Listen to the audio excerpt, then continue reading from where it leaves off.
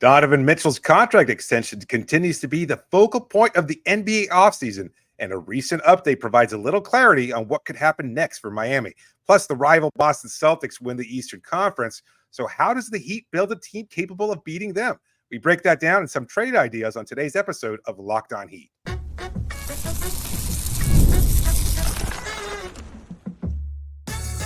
You are Locked On Heat, your daily Miami Heat podcast. Part of the Locked On Podcast Network, your team every day. Yes, you are Locked On Heat, your everyday podcast on the Miami Heat. Whether you're tuning in on YouTube, Odyssey, or your favorite podcast app, thanks for making Locked On Heat your first listen every day, Monday to Friday. I hope everybody listening had a great Memorial Day weekend.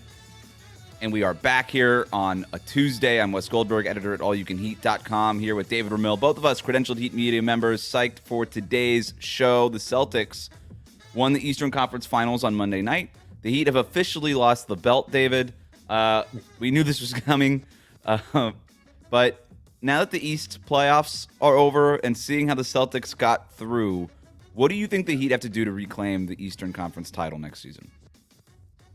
It's a tough one. I posed this question to you because, you saw what the Minnesota Timberwolves did in order to be able to get past the Denver Nuggets. And at least that was an interesting premise for building a team. Now, of course, it doesn't work 100%. And we're seeing what happens to the Wolves now against a very good Mavs team. But you look at what the Celtics have been able to accomplish. And look, they've been near the top of the Heat for a long time now, whether they've been able to get past Miami or not. And that hasn't been the case a couple of times. They are in the finals for the second time in 3 years. So you have to look at them and this retooled version of them as probably the best team in the East, at least on paper for a while. And Miami has to do something in order to get past them. And I don't know that they don't have the roster for it currently. They're close. They've been able to have some superhuman performances from some role players and Jimmy Butler in particular. But I don't know that they're necessarily built to beat the Celtics team.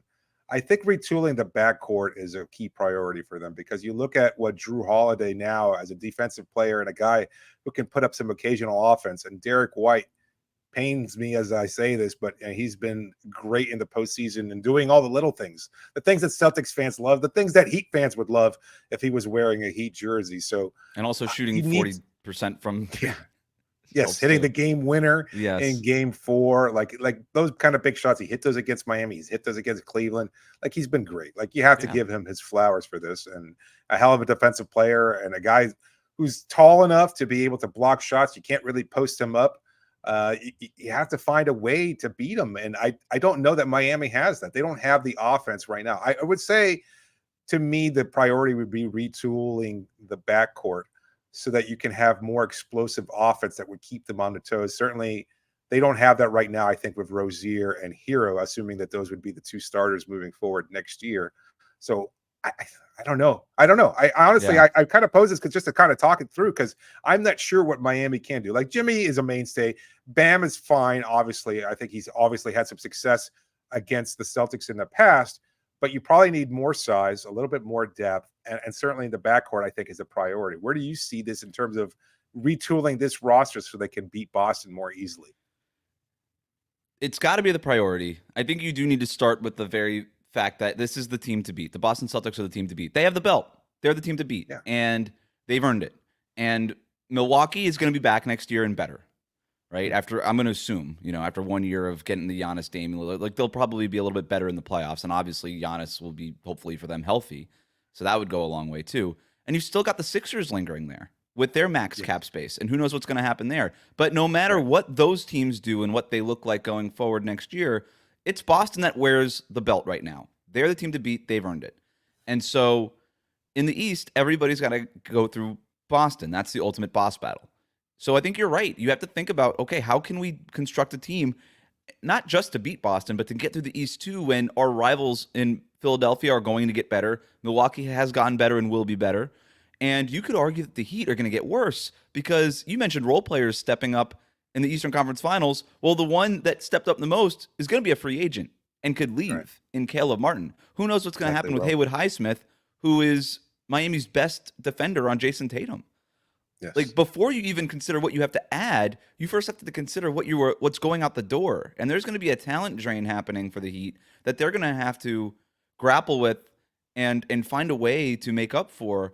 And I do think that as much as we love Caleb Martin and Haywood Highsmith and stuff like that, to me, when I see this Celtics team and you sort of hit on it, it's depth. That's what sets that team apart. And real depth. Not like, oh, we got a bunch of Caleb Martin and Haywood Highsmiths kind of depth. No, real top 100 player in the NBA depth. That's what they have. They're starting five. What? You've got Tatum's a top 15 guy. Brown's a top 20 guy. Porzingis is a top 60 probably guy. Yeah. 60, tricky. 70. Yeah. When healthy, he's certainly up there. White and Holiday are going to be up there too. White is a top 40 guy to me. And Drew Holiday is probably at this stage in his career a top 60, 70 guy too, right there with Porzingis at this point in his career. That's a starting lineup, yeah. And that's your starting lineup. Miami. And you've got Horford, who might also still be like in the 90s in terms of... Or fringe, like right behind the 100-point mark there. Right, yeah, exactly. One of the best players in the league. Yeah. And so that's... And when you think about the Heat, you got Jimmy Butler, who's a top 15 guy. For now, who knows how long that he's going to be 35 years old. That's a real thing that you have to consider.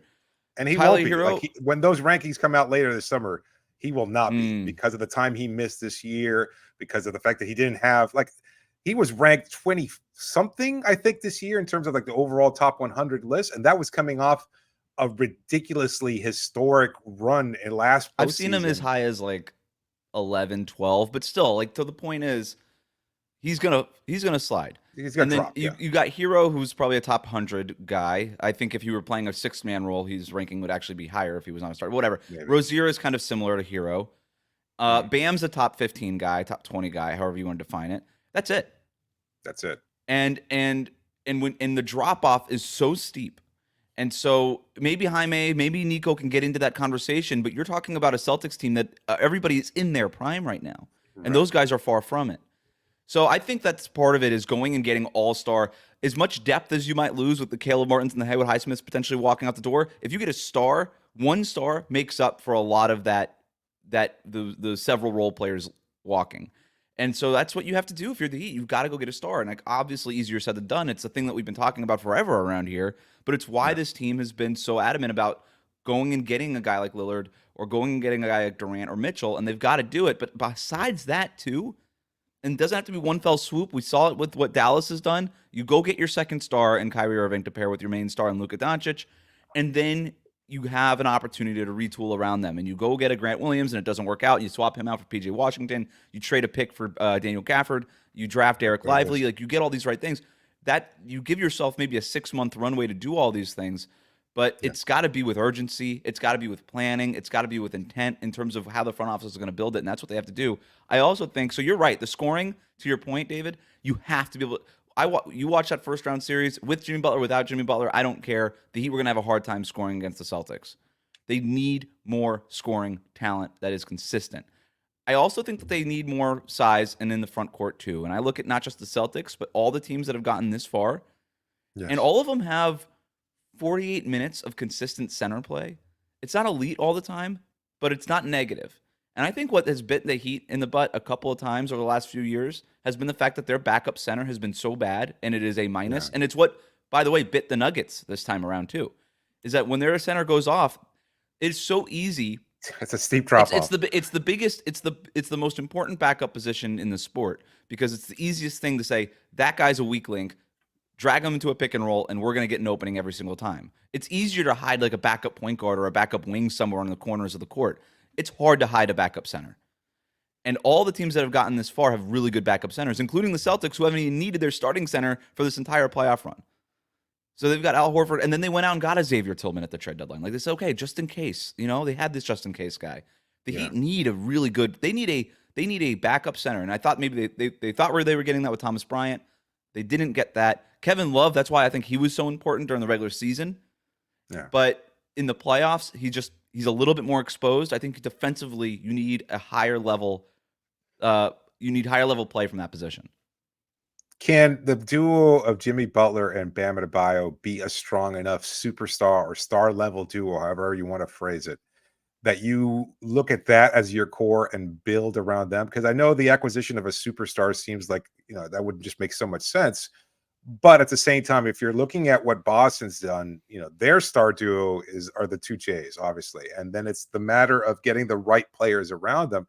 And I think a lot of Heat fans see Miami in a similar situation. Now, obviously, the two players are very different. And I think the scoring is the difference there, in that both Brown and Tatum are capable of shooting from the perimeter, whereas Bam and Jimmy Butler are not. I mean, yes, they kind of dip their toes in that water, but they're not prolific scorers, either of them. They're different. They're different model players. So you have to find the right complementary players around them. And I don't know that necessarily acquiring a superstar might make sense, or it might not even be feasible or possible. So it's all about getting the right role players to kind of play around them. And right now, Miami has limited options in that regard. You're right. I do think you need to ask the role players to take on that scoring load has been Miami's problem. And that would be where I kind of fall back on. You're right. Like, Jimmy Butler's not that 30-point per game scorer. Bam Adebayo's not. They're different kind of superstars. But the problem with having two of those guys is that neither one of them is a consistent scorer. And I think that's my argument of why the Jimmy Butler-Bam Adebayo duo has been very successful, but almost in spite of the fact that they don't fit well. Right? And that's almost a testament to the work that they've done and the team and the role players and Eric Spoelstra and everything like that. But on paper, those two players do not complement each other.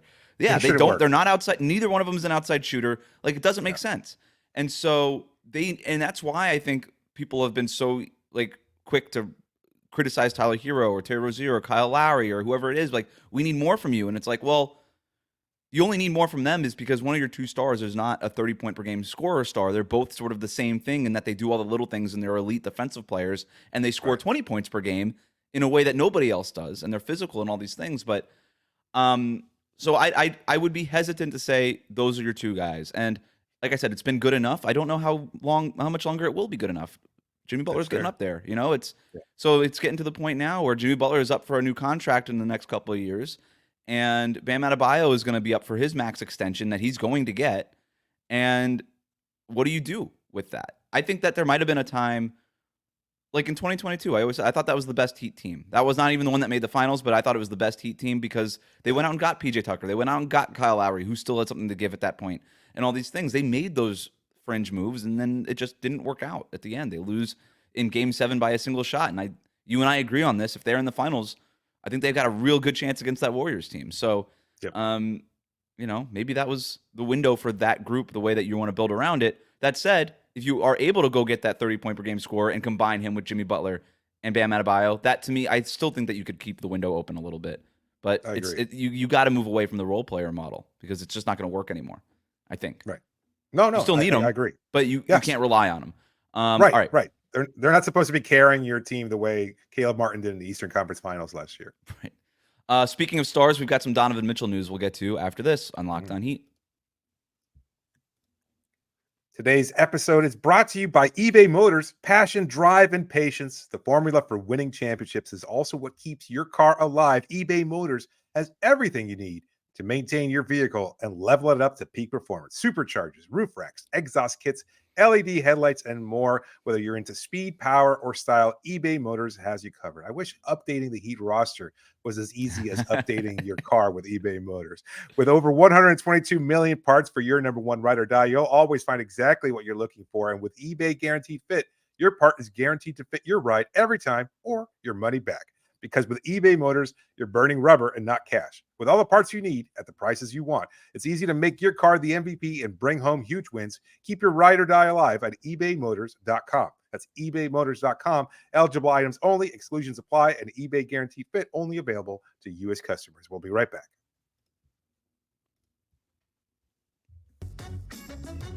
Thanks for making Locked On Heat your first listen every day. Make sure you're subscribed on YouTube and on your favorite podcast app. The road to 14,000 subscribers. We are on it. We want to get there soon. 13,400 something right now. Hit that subscribe button if you're watching us on YouTube. Hit that like button. Ring the bell to get notified when new episodes go up. And if you're listening on the podcast app, leave a 5-star rating and review over the offseason. It's always appreciated. Let's get to some of the latest on Donovan Mitchell. This is news, even though it doesn't sound like news, and I'm going to explain that here in a second. According to Cleveland sports columnist Terry Pluto, who's been working that market forever, the Cavalier forever, The Cavaliers will not risk losing Donovan Mitchell for nothing and will trade him if he doesn't accept their extension offer this summer rather than letting him play out next season on an expiring contract. And again, I think most people say, well, duh, because that's what everybody's expected. But we haven't gotten this reported. And what this is, it's not a report that the Cavaliers are ready to trade Donovan Mitchell, because they're not going to know that until after the finals are over, when they could start negotiating with Donovan Mitchell. But it is a report in saying they're not going to do the middle thing. The thing that I've actually been arguing that they should do, that they should leave open as an option, is if I was Cleveland, I would just let him. I would keep Donovan Mitchell if the offers aren't good enough. I would call his bluff and say, "Hey, you still got a year under contract. Let's go play." They're not going to do that. It's a firm stance for the Cleveland front office. And look, they already taken a step in that direction by firing JB Bickerstaff. And we didn't talk about it because we had already spoken to Chris Manning, formerly of Locked On Cavs, and we recorded an episode with him mid of last week, and then we aired that last week. You should definitely check that out if you haven't done so, because he provides great insight from the Cleveland perspective. But at the same time, like, they fired JB Bickerstaff. There was some kind of friction there between him and Donovan. And the idea is that this kind of clears the way now for them to hire the person that can get the most out of Donovan Mitchell. But at the same time, they want a commitment from Donovan one way or the other. Either you're signing an extension, in which case we'll build with you as our star. We'll trade Darius Garland if we have to, etc. Or you're not signing an extension. Well, guess what? We're moving on. We're going to go ahead and clear the books, get whatever we can for you, and start over. And I think that makes a lot of sense from a Cavs perspective. That's the argument that you made, and it does make sense. If you don't want to be in limbo for a year, like kind of have like this weird lame duck season, is Donovan Mitchell coming back or not?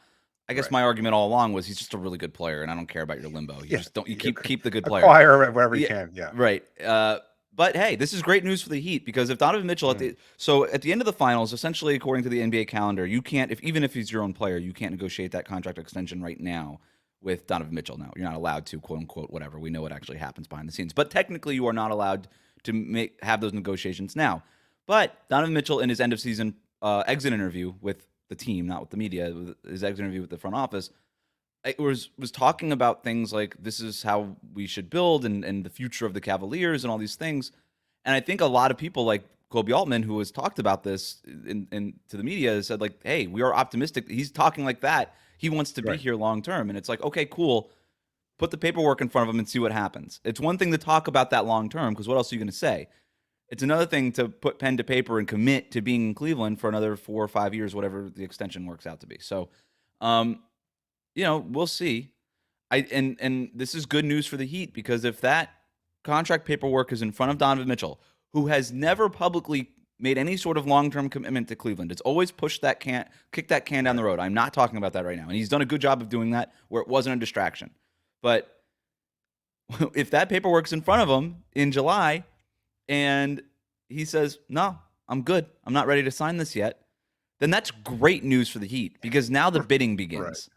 Right. And I don't know, man. I think you and I, we've talked about this a lot on air, off air, have a hard time kind of deciphering what does the NBA world think about Miami's assets? What's the NBA world really think about Nikola Jovic and Jaime Jaquez Jr.? And the more I read about stuff, and even we're going to do a grade the trade segment, an outside trade idea that we're going to kind of evaluate in the next segment. But the more I read people talk about Miami's assets, the more it seems like they're pretty bullish on the young pieces in Jaime and Jovic in a way that it's better than what Brooklyn can put together in terms of just young pieces right now. One person said Jaime Jaquez right now is better than any first round pick that Cleveland could get. Right, they're not going to get like the number 1 pick in the draft for Donovan Mitchell. So better than any first round pick Cleveland could get. Jaime Jaquez is a better asset. And that's not even including Miami's own first round picks and Nico and all that other stuff that they could throw in. See, the problem with the Mitchell discussion, and I just can't help but feel whatever PTSD from Lillard last year, is that there's going to be some team out of nowhere. Like, we're all kind of moving forward with the idea. It's like, oh, let's get Mitchell back home to Brooklyn.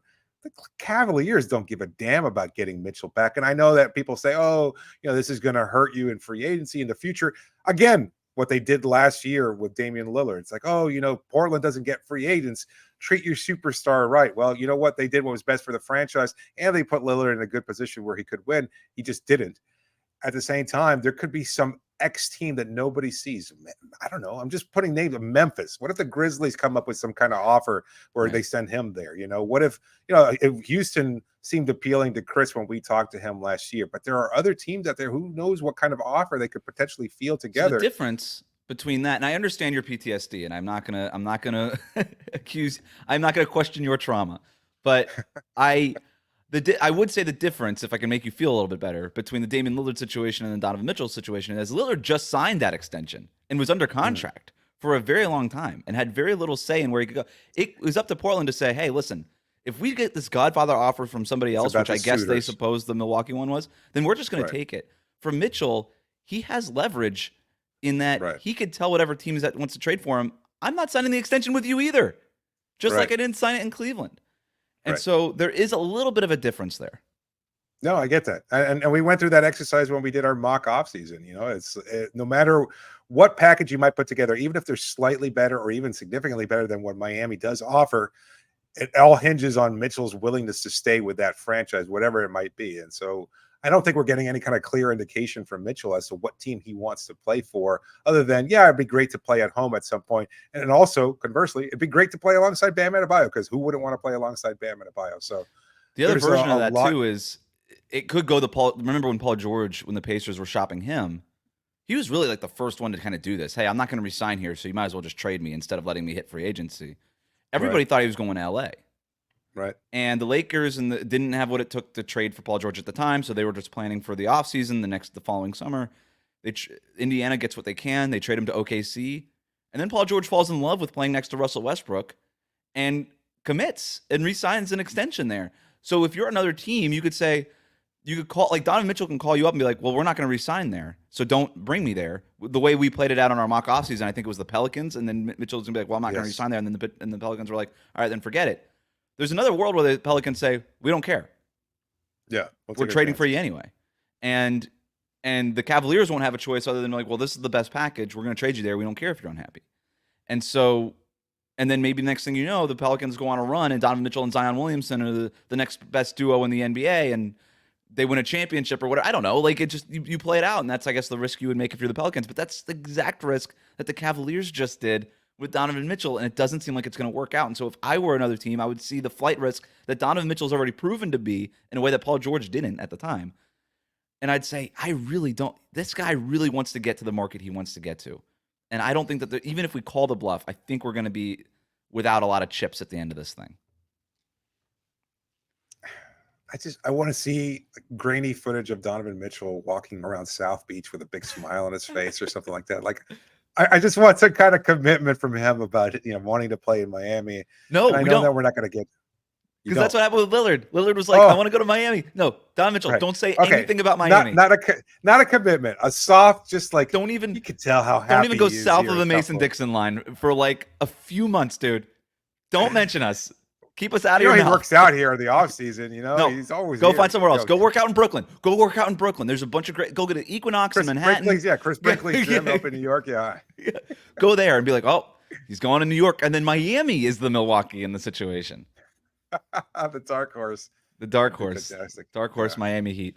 We're gonna grade a star trade next. It's not for Donovan Mitchell. This one's gonna be really interesting. We'll talk about that next year on Locked On Heat.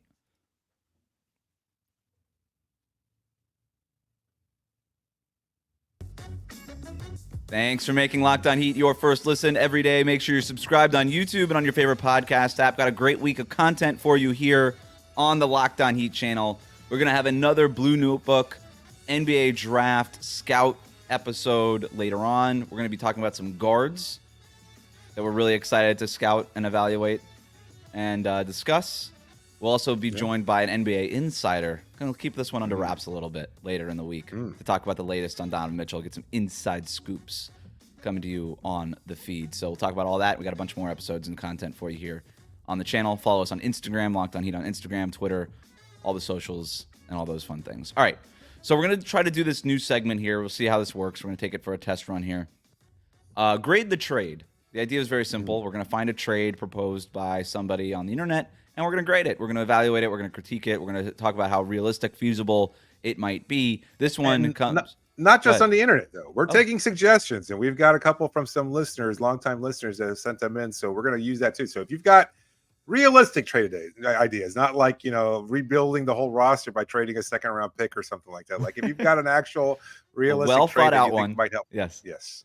We will Not- discuss. We will grade the trade here on the show. And don't trade for LeBron. He's already said he's not going anywhere. Yeah, he did. He's been good on TV, by the way. I've liked it. He's been on Get Up. Any doubt about that? Like a guy Take willing to say whatever the hell. Talk a little bit more, but yeah, I mean, he's going to have his opinion, and it's going to be honest and forthcoming. And it's Udonis Haslem. It's everything he was while he was here in Miami, and so it got him into a slightly hot water with Pat Riley. But other than that, I think he's been realistic and great. He's been entertaining too. So this trade idea comes from Bleacher Report's Andy Bailey, who does these quite often. I think it won't be the last time we hear from Andy Bailey in a Miami Heat trade this summer. 10 potential trades that nobody's talking about, which I actually like a lot of the ones that aren't even related to the Heat, but that's a different conversation. The one that he has for the Heat is really interesting. He's got Trey Young and last year's Hawks first-round pick Kobe Buffkin going to Miami for Tyler Hero, Jaime Jaquez Jr., Terry Rozier, a 2028 first-round pick swap, and a 2030 first-round pick swaps. So the Heat get Trey Young and Kobe Buffkin, who I kind of liked coming out of the draft last year, for Hero, Jaime, Rozier, and a couple of swaps. What do you think? It's tough. It is tough. I think, you keep your draft pick this year. You keep Jimmy Butler. You keep Bam Adebayo, obviously, and you're able to add a superstar level talent in Trey Young. With whatever personal preference you might have over Trey's game, he does have that star level talent, and he can jumpstart an offense that has desperately needed at the time. Conversely, I feel like it feels like you're giving up a lot in Rozier and Jaquez and Hero. The pick swaps, whatever. At least you keep your draft capital for the most part. But yeah, man, that just feels like a lot to give up. And Buffkin, I like his potential. 6'4" shooting guard. He had some good games with the G League. Kind of raw. Only played in 17 games for the Hawks last year, and he didn't get a lot of burn while he was there. He's still young, so he's really raw. So in a sense, you're kind of saying, you know what, we're giving up the bloated contract of Terry Rozier, which isn't that bad, but you're giving up a big contract of Rozier. You're giving up the prime potential of Jaime Jaquez. It depends, I think, to me, on how you view Jaime.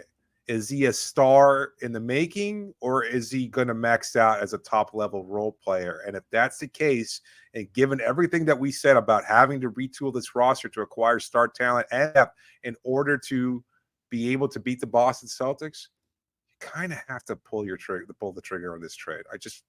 As much as you appreciate Jaime Jaquez and love his game and the tenacity and everything else that he brought to the Heat this season, if you view him as just a really good role player, which is totally fine, absolutely fine, if that's all you're going to get from him and that most, then you still have to wind up making that trade. If you see him internally, and this is for a Heat front office decision to make, if they see him as a guy who could be a potential starter, even a guy who could potentially fill in for Jimmy Butler if you lose him down the road, or if you have to trade him at some point, or just when he retires, and you see him as the next star that can fit in alongside Bam Adebayo and whatever other star you're able to acquire, then no, you don't make that trade. But if you don't see him that way, yes, go for it. Get Trey Young. Yeah. And I can't believe I'm saying it, because I've been low on Young, and you're the one that's usually pretty high on the acquisition. My first reaction when I saw this is Trey Young's value this low? Yeah, good point. Good point. Like the Kobe Buffkin thing is a throw-in. I don't think that that's a material part of this trade. I haven't done the salary math on this, but that's probably what it's for. You're upgrading from Rozier to Trey Young. That's an upgrade, undoubtedly. So like having Rozier's contract in there is almost inconsequential to Miami. You're just upgrading the spot. You're moving on from, like, to me, the swaps, like, miss me with these swaps. Who cares? Like, swap them up, man. Just swap everything you got. I don't care. To me, it's Hero and Jaquez, and you're absolutely right. If the Heat's front office think that Jaime Jaquez can be an all-star, in a multi-time all-star, because that's what Trey Young is. He's not a fringe fake all-star. Trey Young is a legitimate, when healthy, a perennial all-star. If you think Jaime can be that, because I think we know what Tyler Hero is. So if you think Jaime Jaquez could be that, then you can't make the trade. I don't think that anybody thinks that Jaime Jaquez is going to be the multi-time All-Star for sure, right? Like, he might have that ceiling, and you and I are very high on Jaime, but I don't know. Like, the front, like that, you would have to be really, really high on Jaime for you not to make this trade. It does get rid of some of your depth in a deal like this. What do you think about Kobe Buffkin? Can he be a role player for you? Can he play 10 to 15 minutes a night? I don't know. Yeah. But Trey Young is a one-man offense. And I think his value has gotten to the point where I think people are forgetting how good of an offensive engine this guy is. The Hawks' offensive rating over the last 4 years, it was 12th this year when he was hurt and they were dealing with a lot of weird injuries and stuff. 7th the year before that. They were 2nd in offensive rating 3 years ago, and they were 9th in offensive rating the year before that. Like, top 10. What's that like? Top 10. Right. When the Heat have basically been a bottom 10 offense this entire time. Imagine now yeah. The talent that Trey Young has played with has not even on offense has not been the same talent. Right? Like, the Heat, take Trey Young out of the equation. The Heat have more offensive talent than I think the Hawks have. And you drop Trey Young into that? Like, he's doing this with DeAndre Hunter, dude. Like, imagine if he had Bam Adebayo as a rim roller. Imagine if he had Jimmy Butler as a second side attacker. I know this isn't the trade that's proposed, but if there's any way to even throw in like an actual draft pick and somehow include Bogdanovich in that deal instead of Buffkin, like, maybe that's too much for Atlanta to give up, and maybe they wouldn't be willing to entertain it. But again, that I think that would go a long way. Maybe that just seems more like moving deck chairs for both teams, because you're giving up a lot. You'd probably have to throw in like you'd probably have to throw in Duncan Robinson just to get the salaries to work off the top of my head. And I don't know that you want to do that, but fair enough. Yeah, you do get to keep Duncan Robinson in this trade too, which is so pretty that's good. Trade. Yeah, Duncan would start in your backcourt probably. Buffkin would be a backup. You still again have your draft pick from this year too. You still have Nikola Jovic. Jimmy Butler. You still have Nikola Jovic. So you're keeping your almost entire starting lineup. You're just retooling your backcourt from Hero and Rozier to Young and Duncan Robinson as your starter. And the thing about Trey Young, and again, I'm not high on Trey Young. I think that there's a lot of issues and there's a lot of smoke there. But if you're thinking about the way that you traded for Jimmy Butler, who was at the lowest, like had such low value that people thought that the Sixers won the trade because they got Josh Richardson out of it. Yeah. And yeah, the locker room canceled all this. Like, nobody wanted to touch this guy. Yep. Like, that's sort of where Trey Young's value is right now. But the talent is undeniable. The talent is absolutely undeniable. And if you're talking about Miami, what have they been missing on offense? We could talk about offensive ratings and all these stats. They don't have an identity on offense and haven't had one for a couple of years now in the regular season. They only tend to have an identity when Jimmy Butler wants to turn into that guy. And when he is, then everything makes a lot of sense. But there's not really an identity or a system in place. You put Trey Young on that court, regardless of how you the foul drawing, the flopping, the usage is so high. Like, none of that is fun to watch if you're a Heat fan, having watched these Hawks over the last few years. But it's undeniable that it's something. It works. It's a system, and it works. And now you put Trey Young at the head of the snake of your offense, running pick and roll over and over with Bam Adebayo. Add whatever wrinkles that Eric Spoelstra is going to add into that, because you know that Spo's not going to just run pick and roll every time down the floor. That he's going to add something to it. Yeah, and you've got Jimmy transition doing the offense ISOs between Trey Young and Niko Jovic. Like, that's more fun than I think a Heat fans had in a long time, right? Except with the exception, of course, of the postseason. We've talked about this on Locked NBA. I'm sorry to interrupt, but it's just the idea is with Young, it's like, oh, he's going to want to control a team. The kind of personality and control that he's been able to exercise in Atlanta. But if there's going to be a team that can absorb that, and that goes to your point about Jimmy, like, it's about the Heat. It's like, you know what? We're going to be who we are when you come in here or when you leave. We're going to be as stable an organization as you can find in professional sports. If any team can absorb Young and whatever ego issues he may or may not have, because I think a lot of these things have also, to your point, been overblown over his career. He's also not great with the media, which doesn't help his case. Right. In terms of the outside criticism. Yeah. Right. So, I mean, if you can take that personality, it's like, whatever, we'll deal with it. We've dealt with these kind of people before. He just wants to win. He just wants to have an impact positively on the court. Who cares if we like the way it's played? Like, I mean, Spo would love it. I think Spo has spoken highly of Trey Young in the past, and with good reason, because he's a great, talented player. So I don't know. Like, I never thought I'd be in this spot, but like, even just hearing it out, laying it out, the acquisition of talent such high level talent, makes a lot of sense for Miami. I'm totally behind it. And not just absorb that talent and deal with it. Actively, just like, hey, you want all the control, you want to captain the ship on offense, go ahead.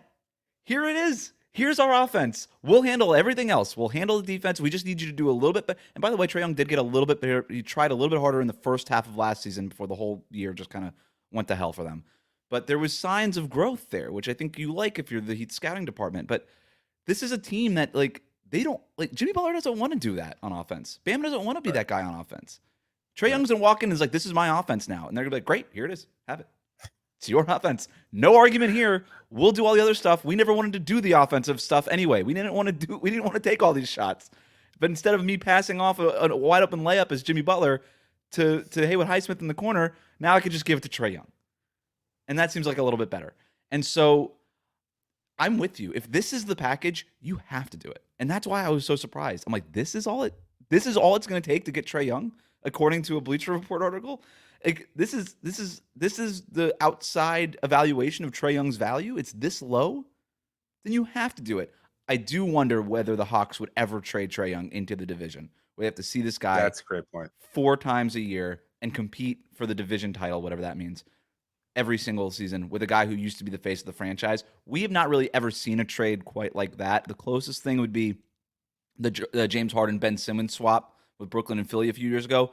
But these were not like Ben Simmons was kind of the face of the franchise, but was like, you talk about value, like completely, like just ran out of town by that point by Philly. And that had totally been Joel Embiid's team at that point. James Harden was never really like part of the fabric of the Brooklyn Nets franchise and fan base or whatever that is. So it's a little bit different. This would be pretty, and I don't know that I've ever seen something quite like this where you trade the absolute identity of your team within the division. And if you got anything even close to this, if you were Atlanta from another team in the Western Conference, you would just send Trey Young out west. An interesting point. I can't think of another trade similar to that. No, I mean, like, it's not the same division, but like even trading LeBron to Miami, and that was a significant loss of identity there. But that was a little bit different. Animal. Like, yeah, I mean, he was a free agent at the time, and he had kind of made his choice. But like, look, if the Lakers come out with this, like they can compete with this offer. They don't have like a Jaime Jaquez piece, but they take all their first rounders and Austin Reeves. Like, that's, if you're Atlanta, close enough where now I don't have to see this guy also 4 times a year in my division. If I'm the Hawks front office, I'm like, because if you trade Trey Young to Miami in the division, and then the Heat do all the Heat culture things to Trey Young and make him the next Jimmy Butler or whatever kind of reclamation project, then you lose your job as the Hawks front office in 2 years. You are gone. Yeah. You are fired, right?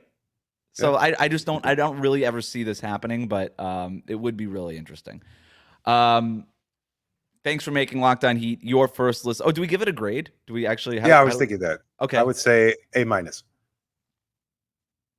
A- in terms of creativity. I just don't see it being feasible. Viability. The viability of it is almost like an F. I just don't see anything ever happening between the Hawks and the Heat. Like at this level. Like it would be, like DeJounte Murray is a separate it's like, yeah, here's DeJounte Murray, like whatever.